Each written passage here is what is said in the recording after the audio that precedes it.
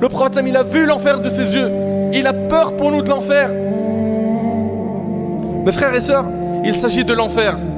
Personne, j'ai bien dit personne, ne pourra supporter l'enfer. Personne n'a la capacité d'imaginer ce qu'est l'enfer. Sa souffrance est permanente.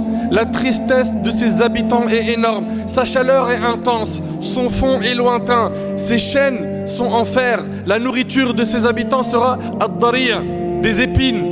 Az-zaqoum, c'est un fruit d'un arbre qui sort du fond de la fournaise. Leur boisson, comme l'a dit Allah, sera al-hamim. C'est une eau chaude qui jaillit d'une source bouillante.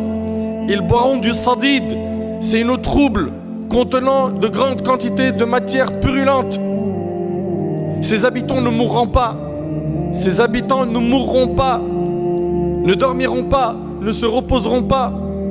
Ils seront en enfer. Leurs vêtements seront de feu, leurs couvertures seront de feu, leurs lits seront de feu. Ils mangeront du feu, ils vont boire du feu. Allahu Akbar.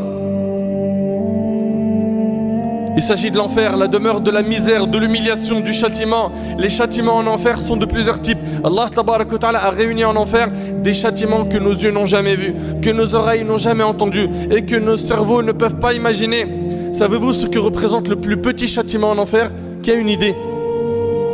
Ouais, une braise sous la plante des pieds, très bien.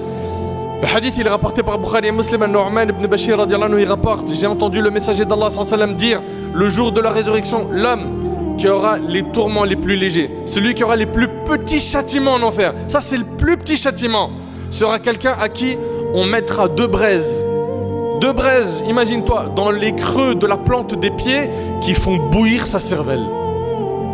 Ça, c'est le plus petit châtiment. Qui font bouillir sa cervelle, si bien qu'il croit que nul n'a des tourments plus grands que les siens. Il va croire que personne n'a un châtiment plus grand que lui. Et c'est pourtant celui d'entre eux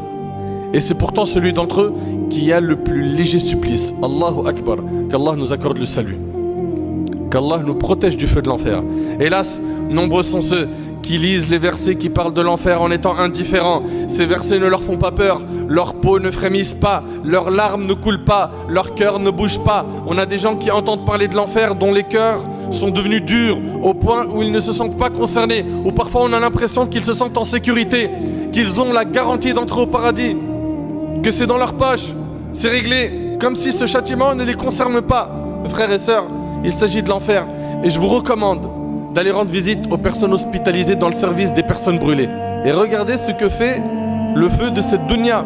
Allez voir ceux qui ont été dévisagés par le feu de ce bas monde.